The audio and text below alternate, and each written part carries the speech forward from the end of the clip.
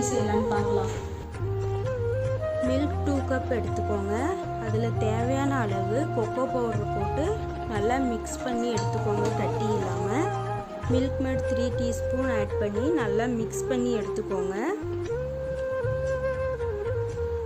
Cornflour 1 teaspoon add பண்ணி நல்லா mix பண்ணி எடுத்துக்கோங்க. கட்டி இல்லாமல் மிக்ஸ் பண்ணிக்கணும். வெனிலா எசன்ஸ் இருந்தால் அது 1 டீஸ்பூன் ஆட் பண்ணி நல்லா மிக்ஸ் பண்ணி எடுத்துக்கணும். சுகர் 4 டீஸ்பூன் ஆட் பண்ணி நல்லா கட்டி இல்லாமல் நல்லா மிக்ஸ் பண்ணி எடுத்துக்கணும். இதுக்கு தேவையான இன்க்ரீடியண்ட்டே சாக்லேட் தான். நான் டைரி மில்க் சாக்லேட் எடுத்துருக்கேன். உங்களுக்கு தேவையான சாக்லேட் எது வேணாலும் நீங்கள் எடுத்துக்கலாம்.